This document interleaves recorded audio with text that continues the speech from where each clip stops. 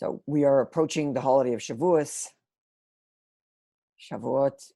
which marks the anniversary of the day the Torah was given. I believe it's 3,333 years. Not just the piece of history where Torah was given, but of course, as we continue to learn here, time is a spiral, which every year, those things we celebrate are not just commemorated as a distant memory, but they are relived and re-experienced on deeper levels, like a spiral getting deeper and deeper or higher and higher. So what we're looking at today is maybe even the most famous talk or essay from the Rebbe on the holiday of Shavuos. So some of the concepts here, no doubt we might be familiar with, but there might be some that are not familiar. And even for those that are familiar, I hope that today, given that we're going to be looking at the sources themselves, the original sources for all these ideas, I hope to be able to gain a deeper appreciation even for those who might be familiar with what we are studying here today. Most of the texts are in English, and we're going to read them in English together, so that way you can follow along and kind of learn from the original, and I'll point out some interesting things as we go along. So you can see the title, Matan Torah to Humans, with an exclamation point. To humans, we seem to be the most liable to fail. We're the biggest liability. If you wanted to make anyone responsible for things, humans are the ones that are most fallible, as opposed to angels, as we're going to learn, who are perfect. So why wouldn't God trust them? And indeed, this is the question that the Talmud addresses. The Talmud tractate Shabbat, at the end of 88b, has the following discussion. That whole section of Talmud actually discusses quite in detail the giving of the Torah, the events surrounding the giving of the Torah, the dates, and so on. And the Talmud relates the following episode. So we can read it in English. The bold Hebrew is the direct translation, and the not bold, as you can see here, this is not bold. That is Rabbi Steinsaltz's interpolated commentary. All of this, by the way, is available on sefaria.org. Very good resource. So there they have the entire Talmud in translation with Rabbi Steinsaltz's commentary. So the translation reads as follows. And Rabbi Yeshua ben Levi said, when Moses ascended on high to receive the Torah, the ministering angels, God's ministering angels, said before the Holy One, blessed be he, Master of the universe, what is born of a woman? That's the angel's way of referring to a human. Born of a woman, Yolud Isha. What's this human being doing amongst us? Why is he up in heaven? Human beings belong on the world. These creatures that are born of mothers. What are they doing? What's it doing here? So the Holy One, blessed be he, said to them, to the angels, well, he came to receive the Torah. So the angel said before him, the angel said to God, the Torah is a hidden treasure that was concealed by you 974 generations before the creation of the world. And you seek to give it to flesh and blood? This is your most prized possession. You're giving it away to this, to humans? Come on, you can't be serious. So what's the deal with this 974? Why 974 generations before creation? So explains Rabbi Steinsaltz based on Rashi, as it is stated in Tehillim and Psalms, the word which he commanded, that is, the word which he commanded is a reference to Torah, the Torah that includes within it the instructions, to 1,000 generations. The word which commanded for 1,000 generations. Okay. I'm going to do this, and I have some questions to ask you. Yeah, go ahead. Sorry, go ahead. Someone wanted to ask something? Okay. So the verse reads, the word which he commanded to 1,000 generations. So Torah is referred to as that which commanded for 1,000 generations. So this is the Torah, the word of God, referred to in this verse, was given to the 26th generation after Adam.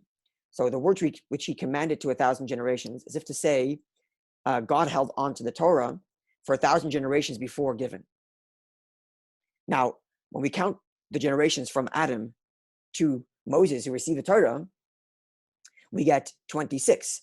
So since the Torah, the word of God, was given to the 26th generation after Adam, who's the first man, so the remaining 974, 1,000, referred to in the verse that God has this Torah, he has this word that he commanded for 1,000 generations before giving it.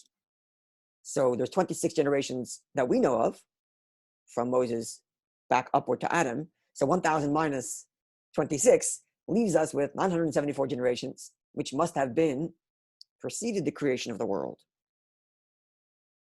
Right? So, therefore the angels say to God, before the world was created, you had the Torah with you for 974 generations.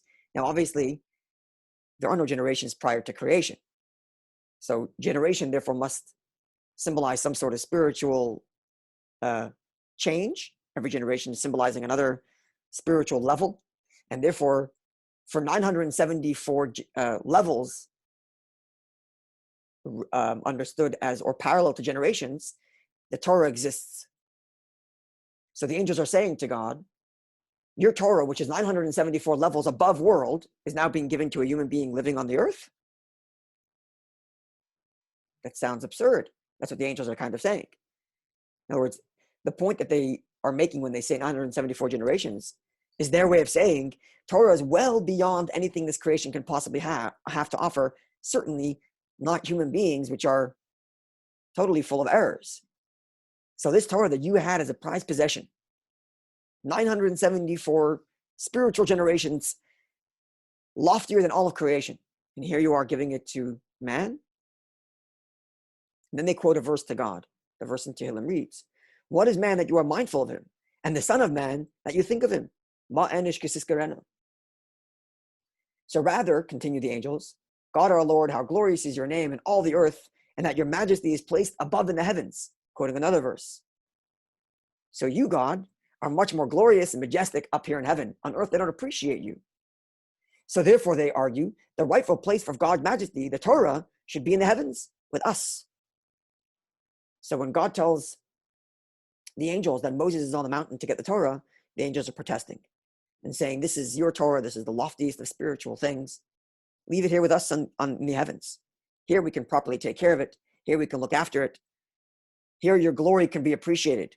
Why would you waste this beautiful Torah on such human beings that are bound to make mistakes? So this narrative continues. The Holy One, blessed be he, said to Moses, all right, provide them with an answer as to why the Torah should be given to the people. Defend yourself, says God to Moshe.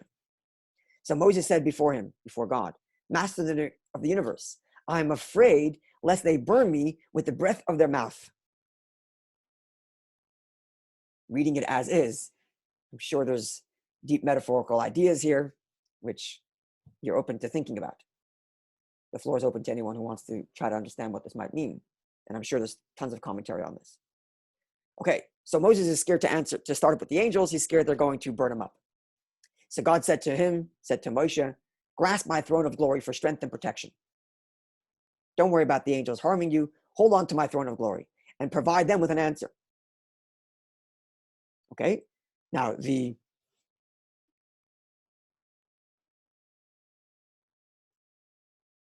so it says, and where is this derived? As I stated, he causes him to grasp the front of the throne and spreads his cloud over it. So here's a verse which makes this reference to this idea that God causes somebody else, in this case Moses, to hold on to the throne, and in this way protects him from the angels, in this case, who are going to burn him up if he so dares to respond to the angels. So as Rav Nachman said, the verse teaches that God spread the radiance of his presence and his cloud over Moses to protect him against the angels. Okay, so now that Moses is protected, now Moses is going to respond to the angels. So Moses said before God, Master of the universe, the Torah that you are giving, what is written in it? God said to him, well, it says, I am Lord your God who brought you out of Egypt, from the house of bondage. This is the opening of the 10 Commandments. I am God your Lord who took you out of Egypt. So Moses then turns to the angels and says, did you guys go to Egypt? Did you descend to Egypt? Were you enslaved to Pharaoh? Why should the Torah be yours? Again, Moses asked, what else is written in it? God says to him, well, it's written, you shall have no other gods before me. Second of the 10 commandments. Moses said to the angels, do you dwell amongst the nations who worship, the Talmud now flips the page, who worship idols that you require special warning? You don't have any other gods, so why would God tell you not to serve other gods? We deal with other gods. So it's clear the Torah is not written for you angels, but for us. Again, Moses asked, what else is written in it? The Holy One, blessed be He, said to him, it's written, remember the Sabbath, remember the Shabbat day to sanctify it. Rest on Shabbos. Another one of the 10 commandments. So Moses asked the angels, do you perform labor that you require rest from it? Again, Moses asked, what else is written in it? God says, do not take the name of the Lord your God in vain. Another one of the 10 commandments. Meaning that it's prohibited to swear falsely. So Moses asked the angels, do you conduct business with one another that you may lead to swearing falsely? Again, Moses asked, you're seeing where this is going. What else is written in it? The Holy One, blessed be He, said to him, honor your father and mother. Remember, they referred to human beings as child of a mother, or one born to a mother. So Moses asked the angels, do you have a father and mother that would render the commandment to honor them relevant to you? Again, Moses asked, what else is written in it? God said to him, it says, you shall not murder, you shall not commit adultery, you shall not steal. All from the 10 commandments. So Moses asked the angels, is there jealousy amongst you? Or is there an evil inclination within you that you render these commandments relevant? So essentially, the bottom line argument of Moshe is, look at the text of the Torah. The text of the Torah clearly speaks of human beings who go through struggles, who go through issues, who have to deal with things. They have to deal with in Egypt. They have to deal with the temptations of other idols. They have to deal with the temptations of jealousy and dealing with parents and relationships and so on and so forth. And that's what the Torah is discussing. That's what the Torah is addressed to. So you angels are looking at human beings and saying, we're not worthy of the Torah because we might make all kinds of mistakes. So Moshe says to them, well, that's the point. The Torah is talking to people who make mistakes, not to perfect people like you. Not people, but to perfect creations like you. So immediately, the angels, agreed with the Holy One, blessed be He, that He made the right decision to give the Torah to the people. And as is stated, God our Lord, how glorious is your name in all the earth. Earlier, they quoted a verse in which they described God's majesty in the heavens. And now they're quoting a verse which says, God's glory is on the earth, even amongst the people who are capable of making mistakes. And that is who the Torah addresses. While that your majesty is placed above in the heavens is not written, because the angels agree with God that it's appropriate to give the Torah to the people on earth. Okay, the narrative goes on to say how the angels became admirers of Moshe, and they gave him gifts as well. The angels themselves gave him gifts. And it goes on to say that even the angel of death gave Moshe a gift. He gave him the secret in how to stop a plague. Maybe we could use that secret nowadays. And it's specifically a reference to when there was a plague in biblical times, and Aaron places, the high priest, Moshe's brother, places incense and atone for the people. And this was a secret that the angel of death gave to Moshe to help him stop the plague. Okay, so essentially this is the narrative of the Talmud describing a conversation between the angels, God, and Moshe Rabbeinu. The angels protesting that you're sullying your reputation by risking the giving of the Torah with human beings who are bound to make mistakes. Leave the Torah with us. We are spiritual. We are perfect. We are in heavens. Torah is your glory. Leave it with us. And Moshe defends God's position and God's decision to give the Torah to human beings by saying that Torah itself is written for those who have faults, who have jealousies, who have evil inclinations, who have Egypt to deal with, who have parents and relationships and all kinds of things. Whereas you angels don't have any of these issues, and therefore clearly Torah is not addressed to you. So this is the Talmud. Now there are commentaries on the Talmud which understand the conversation in a deeper, borderline halachic analysis, namely as follows. So this is the deeper level of the angels' complaint, or what their claim is to the Torah. And their claim comes from the law. And here you can see the law comes from Shulchan Aruch, that means the Code of Jewish Law, Choshen Mishpat, which is the Code of Jewish Law is divided into four parts, and this I think is part 3. Yeah, part 3. Part 3, which deals with the laws of monetary issues, financial issues, and there in chapter 175, section 6 reads as follows.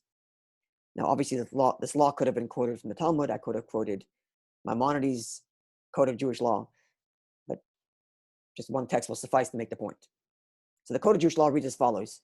And I'm sorry I don't have these texts in Hebrew, in English, but we're going to get back to English texts soon.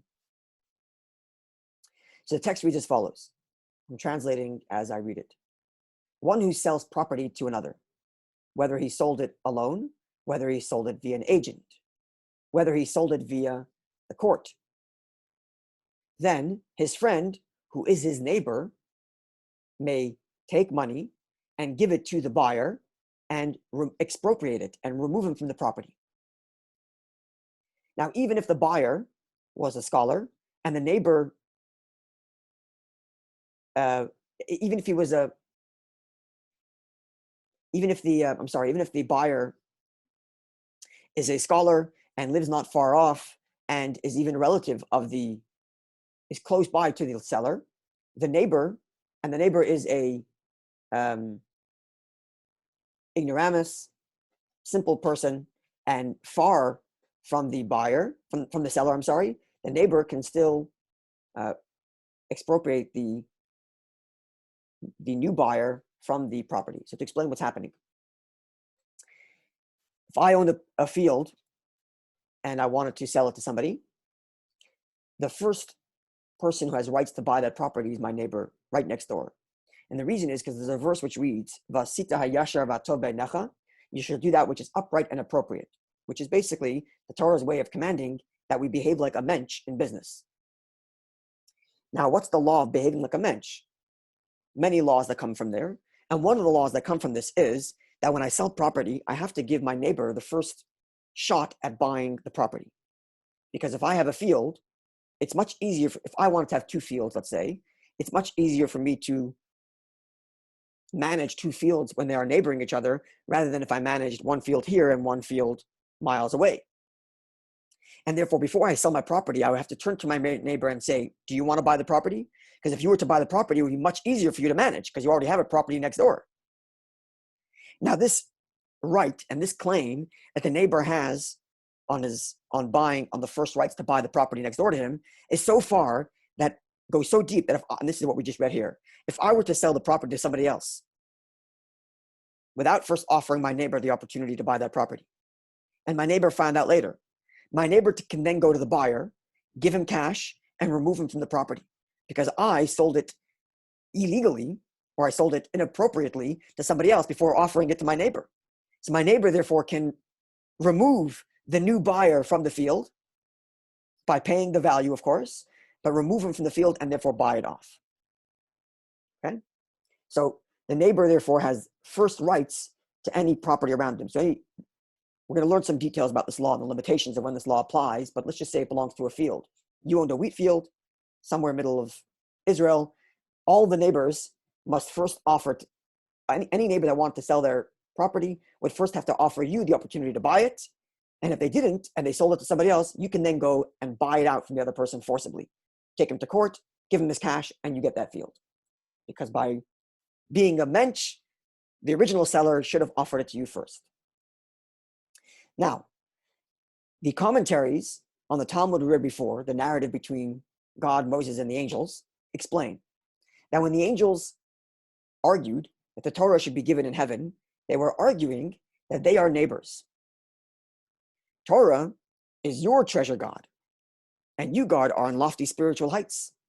And therefore, before you offer some distant human being that lives on the earth the Torah, you have to offer it to your neighbors. And we, the angels, are your neighbors, God. And therefore, by Jewish law, you must first offer the neighbors the opportunity to buy the property. In this case, the property being the Torah. And therefore, even after you were to give the Torah to the Jewish people, we, the angels, have the right by Jewish law to expropriate, to take it away from them. Just like you as a neighbor can take away a field I sold to somebody else. Because as a neighbor, you have first right. And if I didn't offer it to you first, you can take it away from the new buyer. So the angels are arguing to God that you are our neighbor. And therefore, before you give the Torah off to the Jewish people who live on this distant earth, you must offer to us in heavens first. And therefore, even if you were to give it to the Jews, we would come and expropriate it because we are neighbors. This is how the commentaries understand this Talmud, giving it a halachic narrative, not just a homiletic kind of spiritual narrative, but actually giving it halachic legal grounding. In that the angels are making a legal claim to the Torah, considering that they are God's neighbors, so to speak, because both God and angels live in the spiritual realm or exist in the spiritual realm, or certainly don't exist in the physical realm. And therefore, they have legal right to the Torah first as God's neighbors. Okay, so now, if that's the case, we must find a counterclaim, a legal counterclaim as to why the Jewish people have the legal right to the Torah, notwithstanding the fact that the angels are neighbors. If anything I said till now is not clear, please interrupt, and we'll try my best to clarify. Okay, so we'll go forward then.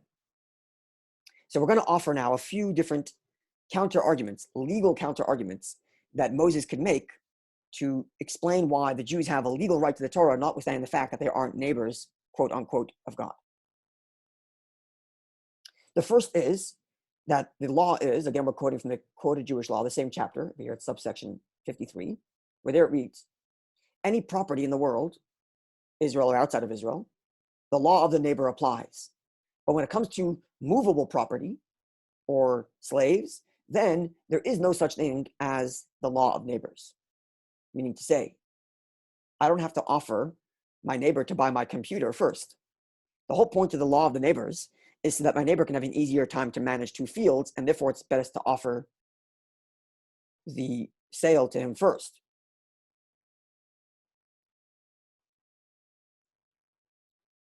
But if I have to sell movable property, say I was selling my computer, I don't have to offer to my neighbor first because I can sell it to anybody. It's movable property. And therefore, this counter argument says, well, it's true, angels, you are neighbors of God. And therefore, if God were to be selling property, quote unquote, you would have a legal claim. But because Torah is a movable object, God can sell it to whoever he desires. Yeah. Somebody asked in the chat, no, if the angels are Jewish and Hashem created the whole world. No, the angels are not Jewish. And of course, God created the whole world. But their argument is that the spiritual realm is closer to God and therefore gets this kind of status of neighbors better beyond the Jewish people who are human beings and therefore, quote unquote, more distant from God. So it's not so much that they're Jewish, but that they maybe they want to be Jews. You know, they want to be the chosen ones who are going to get the Torah rather than human beings that live on the earth. Remember, the Jewish people didn't become the Jewish people until they got the Torah. Before then, they were just the sons of Israel, meaning the sons of Jacob. But they weren't, they were the Israelites. They weren't necessarily the Jewish people until they got the Torah. So maybe it's the angels trying to become the Jewish people. Perhaps that's what's going on. Okay. So this is counterclaim number one. Moses' counterclaim as to why the Jews have a legal right to the Torah is because it's movable. It's a movable asset. There's a legal term for it. I'm not sure what it is. When you have an asset that's a movable asset, meaning it's not property. It's not real estate. And because the law of the neighbors is limited to real estate, therefore the Torah, which is a movable asset, is not under the purview of the law of the neighbors, and therefore God can give it to the Jewish people, bypassing his neighbor, the angels. That's counterclaim number one. Counterclaim number two also comes from the same code of Jewish law. This is subsection 54, where there it reads, anyone who gives a gift can give it to whoever he wants and can bypass the neighbor. So this is an interesting clause.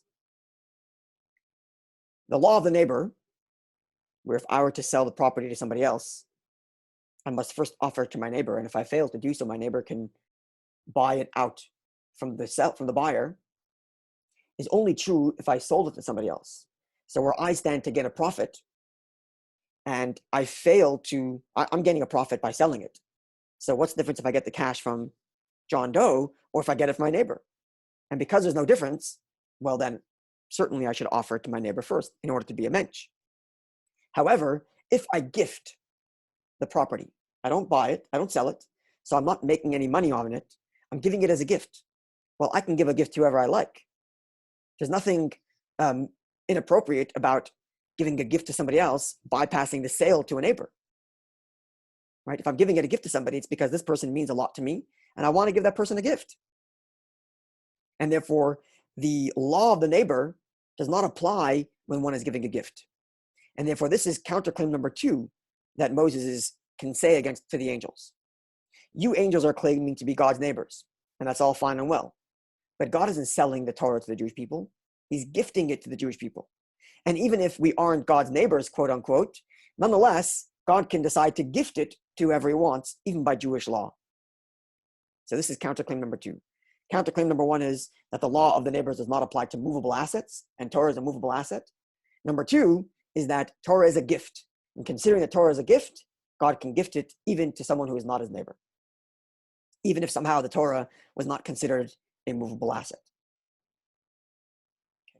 Counterclaim number 3. This comes from the gloss on the margins of the Code of Jewish Law, written, known as the Sifsei Kohen, the Shach. But there he writes,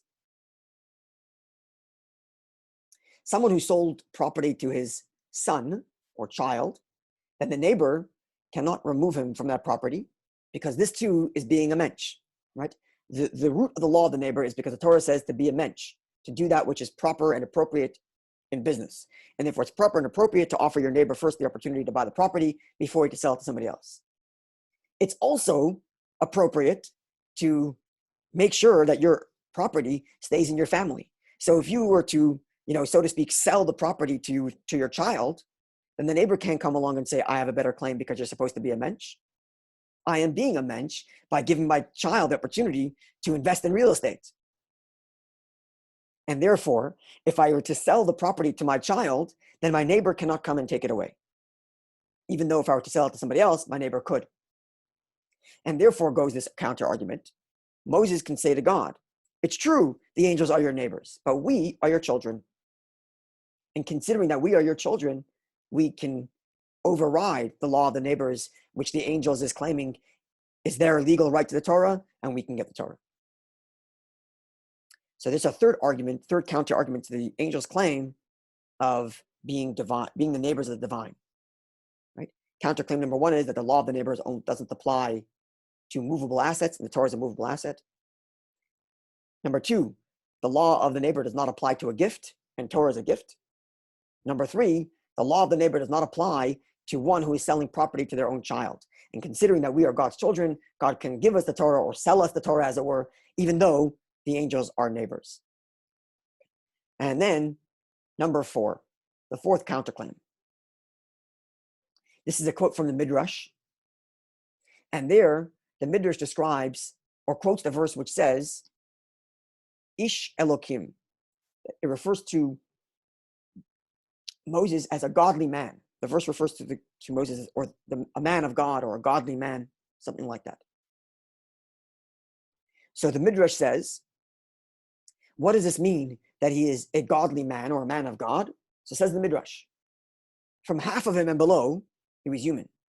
From half of him and above, he was divine. Now, obviously, this doesn't mean literally that from his torso and upward, he was divine. God forbid, we do not believe in the divinity of the corpus, the body, right? But in some sort of spiritual way, Moses himself lived half in heaven. So in the same way, the angels are claiming to be God's neighbors because they are spiritual beings and therefore they're closer to God. Moses is the same claim. I'm also close to God. I'm also half spiritual. I'm also half, quote unquote, divine. I also live halfway in the heavens. And therefore, as a neighbor, I also have a claim just as much as you do. So these are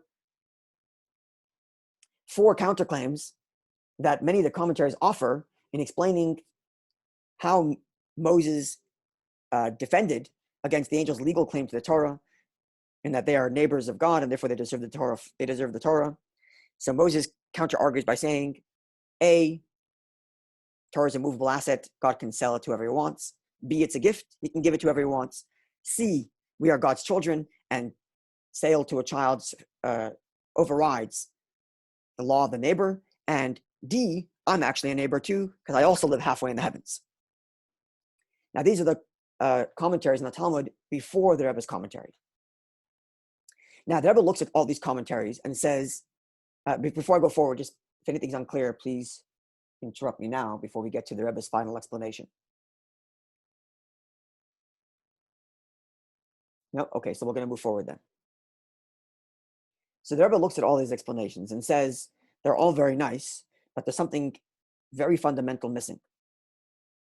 Besides for the fact that each of these laws are riddled with kinds of conditions and subconditions, and you have to look at all the conditions of all these laws and see if they apply or not to the Jewish people in their relationship with God. But much more importantly, the problem with all of these claims is that none of these claims is what Moses actually says.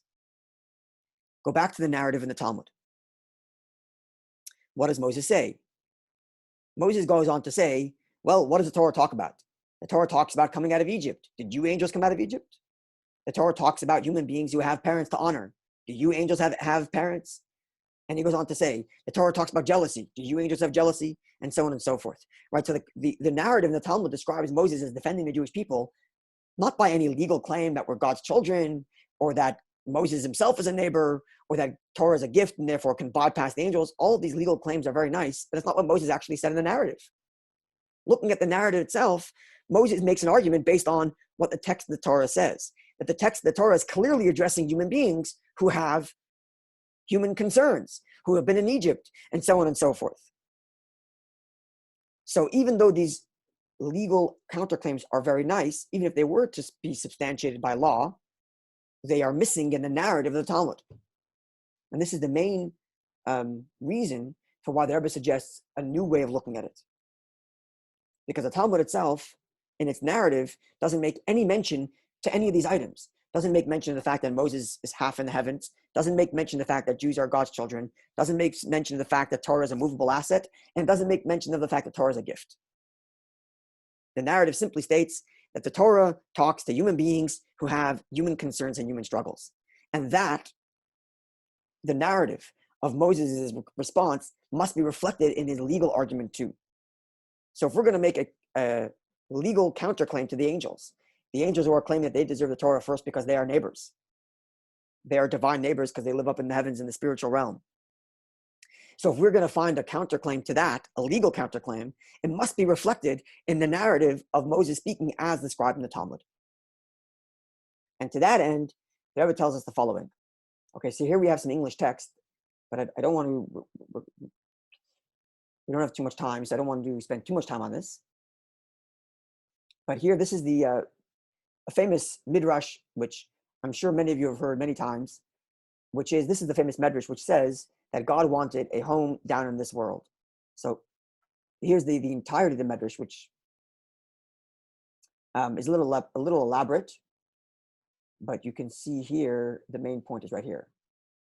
When the Holy and Blessed be He created the world, He longed to have an abode below, just as He had on high. That is to say, in the same way godliness is revealed and experienced in the loftier spiritual realms, so too God says, I want to be known and revealed in the physical realm. And then it goes on to say that when Adam was in the garden, God was there with Adam. And then when Adam sinned, he banished God from the garden. And you might be familiar with this as well, the famous discourse that the Rebbe discusses, quoting the verse in Shir HaShirim, quoting the verse in the Song of Songs, which says, I have come to my garden. God says, I come to my garden. And the meaning of the Midrash is that God returns to his original garden, the original Garden of Eden, where God was living there with Adam, and Adam and Eve sinned, and therefore God was banished from the garden. And then with our Torah mitzvahs, we re-invite God back into the garden. That all stems from this midrash, or partially, there's other midrashim which have a similar commentary, but it's certainly partially based on this midrash here, as you can see right over here. Moses arose, he brought down the divine presence to earth, as stated, and the Lord came down on Mount Sinai. And so it is written, when I come to my garden, my sister, my bride. When the tabernacle was set up. And there Moshe and the Jewish people build God's home, re-inviting God back into his garden, back to this earthly realm. So this is the source for the Hasidic idea, the source in the classic texts for this Hasidic idea that God desired a home here in this world. Now, the original source in Hasidus, where it discusses this idea that God wanted a home in this lowly world, comes from Tanya, chapter 36. So here's the Hebrew. It's the middle of chapter 36. And this is the English. So I'm not going to read the whole thing, but here it is. Okay, let's start here. The purpose of Hishtalshalut, that is to say, the divine investure in creation of the worlds, in all the worlds, spiritual or physical, and if there's descent from level to level, the divine energy has to descend from a higher spiritual realm to a lower spiritual realm to a lower spiritual realm to a lower, and so on and so forth, until it finally is invested in our physical world. So the purpose for this whole system, in which God creates spiritual worlds, and then the energy from the spiritual world devolves into a lower spiritual world, to a lower spiritual world, to a lower, and so on until it comes to this world. The whole purpose for this whole system is not for the sake of the higher worlds. Since, for them, they constitute a descent from his light of his countenance. Let me explain what this means. This is a very, very deep idea. And this is lies at the heart of this idea that God wanted a home in the lowly realm. What is Hasidus' proof, quote unquote, that God doesn't ultimately desire the spiritual world? It's quite simple, and the words are right here. Since for them, for the spiritual worlds, this constitutes a descent from the light of his countenance. Meaning to say, even the loftiest of spiritual world is still a descent for God. Because if it's a world, then it is by definition a limited space, even if it's a spiritually limited space. Even if the limitation is the loftiest spiritual experience of ecstasy you can possibly imagine, it's still limited because it's a world. If you can, that's what the word world means. When Hasidus or Kabbalah uses the word world, it means a space, physical or theoretical, that has definitions, that has parameters. This is wisdom, this is foolishness, this is kindness, this is strictness, this is compassion. Even though all these words I just used are not physical words, wisdom is not a physical thing that you can touch, neither is love, neither is compassion, neither is strictness, and so on. They're all conceptual things. But even those conceptual things have limitations and definitions. It's wisdom and not foolishness. It's kindness and not strength. So long as you are going to give a definition, we can call it a world. And if it's a world with a definition, it is a descent for God, who is infinite and defies all definition. So to say that God wanted to express himself in some lofty spiritual world cannot be the case, because even the loftiest of spiritual worlds is a denigration to his infiniteness. His infinite is beyond definition, beyond limitation, and here you're telling me that he somehow wants to be expressed in defined, limited sense, even if it's the greatest and loftiest of spiritual worlds. It's still limited, it's still defined, and therefore this could not be what God truly wants. So what does God want? Therefore, we must argue, if God so desired to invest himself in limitations, then it must be the limitations that he desired. If he's looking for limitation, then come to this world, which is the most limited. Another way of putting it is, if you, God, are looking for unlimited spiritual experience, then don't create any worlds, not the physical, not the spiritual, and you'll just have infinite spiritual expression. But if you are looking for limitation, and clearly you are because you created worlds, then what you're looking for is not spiritual limitations. Look for the real deal limitations. And you want to know where real deal limitations are? Here in this world, where there's such great limitation that there can be a reality that denies God. That's how limited and that's how confined our world is, that a person can live his life in the darkness. So if you, God, are looking for limitations, we have it here. This is the real deal limitation, this physical world. The spiritual world is limitation, but not real limitation. This, the physical, that's real limitation. And that's what the Alter Rebbe goes on to say. Rather, the purpose of Hishtalshalut, the purpose of God investing in creation and creating this whole complex system of divine energy flowing and being limited and slowly getting more and more limited as it descends down these worlds, the ultimate purpose is the lowest world. For such was his will, that he find it pleasurable when the Sitra Achra, that which opposes God, is subjugated to holiness, and the darkness of Klippa, that which conceals God, is transformed into holy light.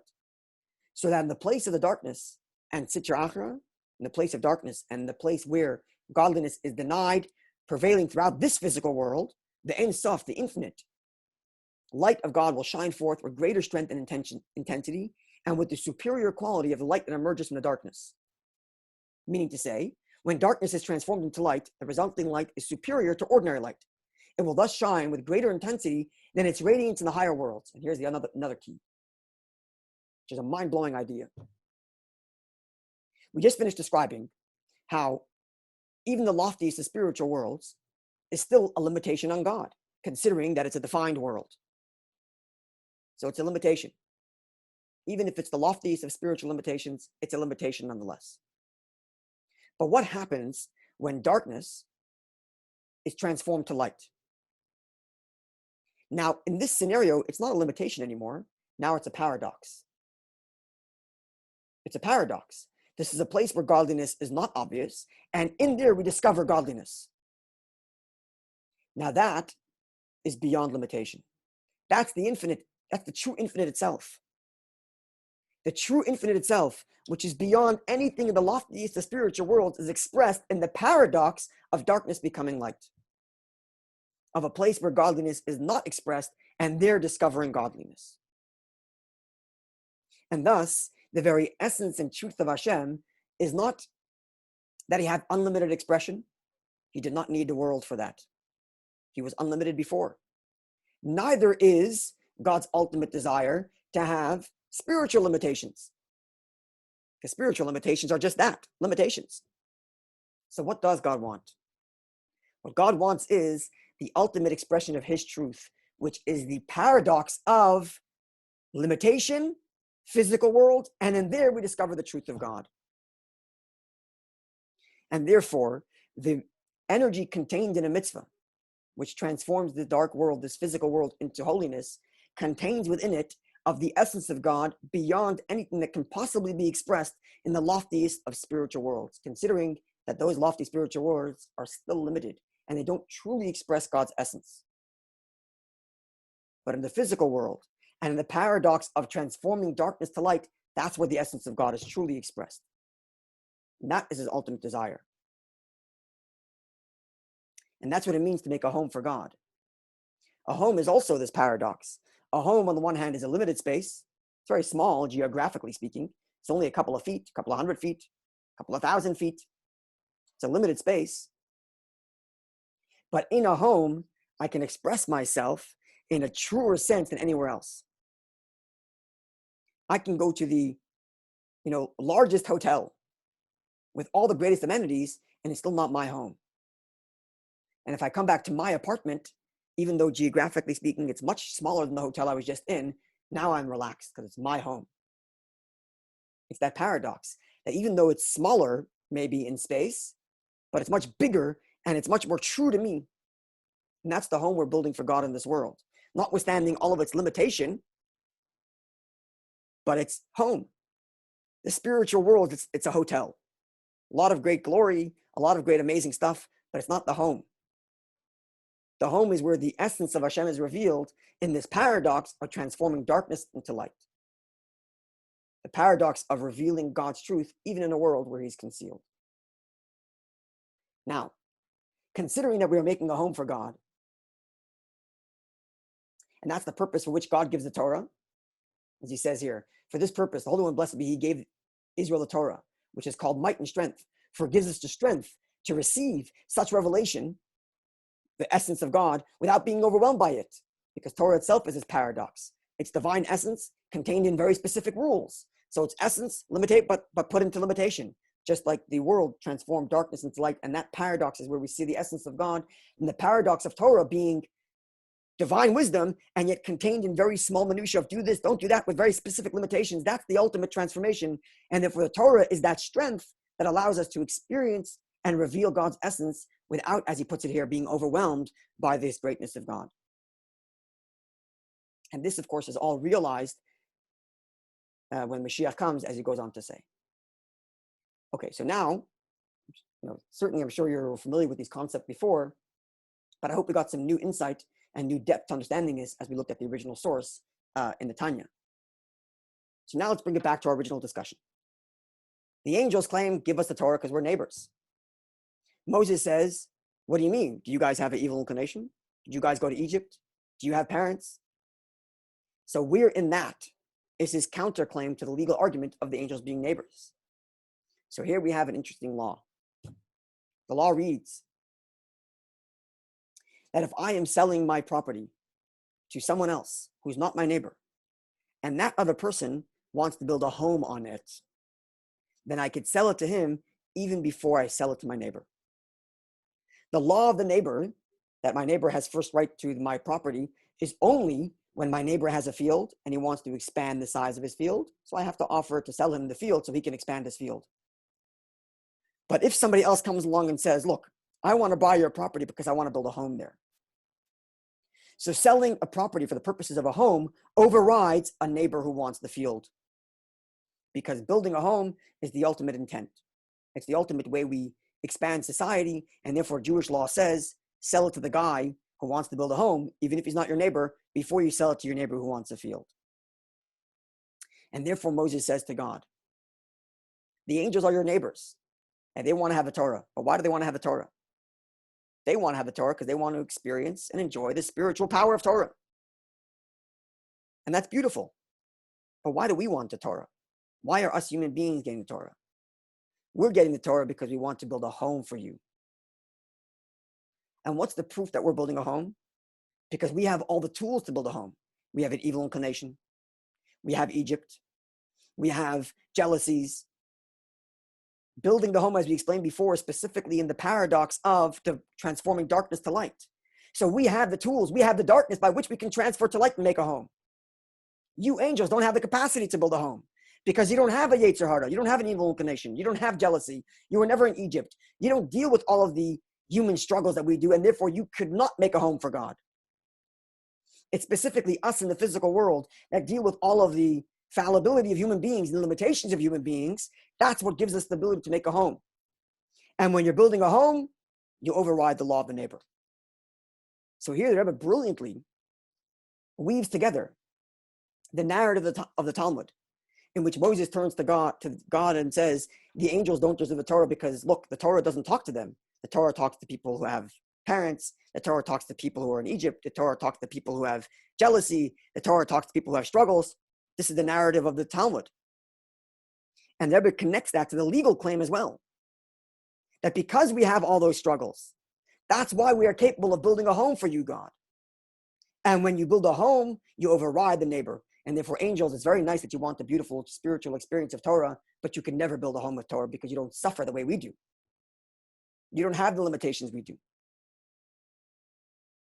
So here, we see something incredible.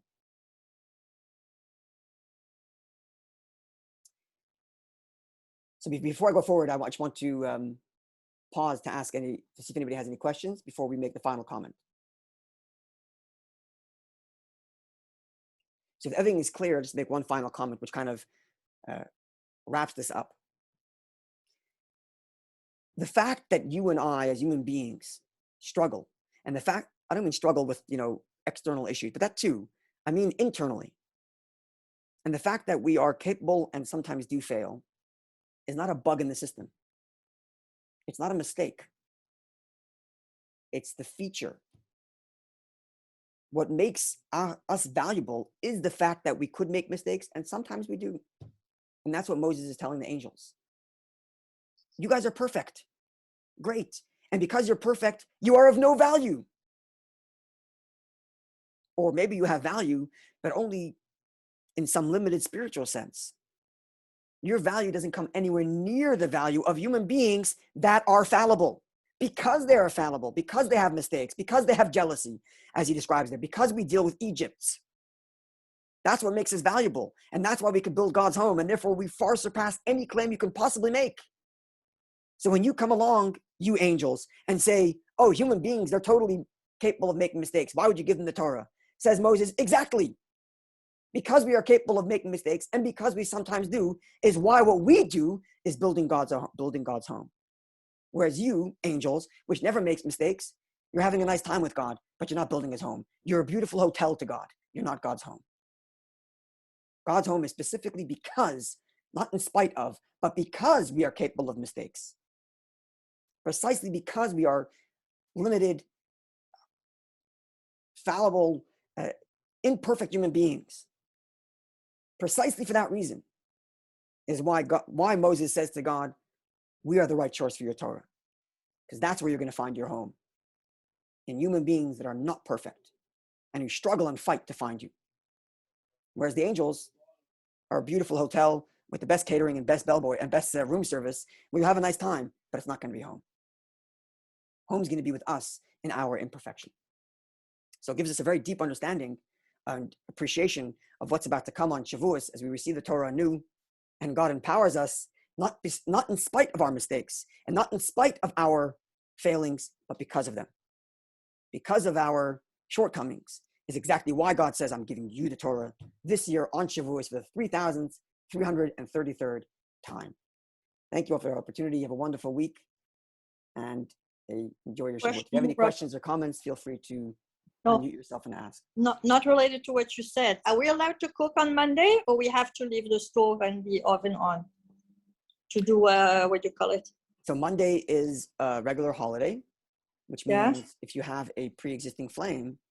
Oh, okay. So we need the pre-existing flame? Yeah. All holidays, you can't light. I know. I always do that. But from Friday or Sunday, it starts. There's Sunday in between, right? Oh, there is. So Sunday, we do it. I think the holiday starts Sunday night, isn't that right? Sunday night? I don't know. I'm not sure. I'm quite sure. I don't think we go from Shabbat directly into the holiday. I'm pretty sure it's Sunday. Oh, okay. That's what I wanted to know. Sunday in between. Okay. I'm quite sure. I have a calendar here. I can look, but I'm pretty sure. But we leave the pre-existing flame then on Sunday night. Yes, yeah. There's Sunday in between. Sunday is not Chag. The Chag starts Sunday night at 8. Okay. That's what I wanted to know. Yeah. Thank you. No problem. Wonderful day, wonderful week, everybody. Thank you very much. Chabad, Kabbalat Torah, B'simcha, B'pnimius. We should all be able to receive the Torah, internalize it, and do so joyfully. Amen. So much. It was such a wonderful lecture. Thank you. Thank you, Rabbi Levi. Have a wonderful rest of your day. Happy Shavuot. Happy Shavuot, everybody.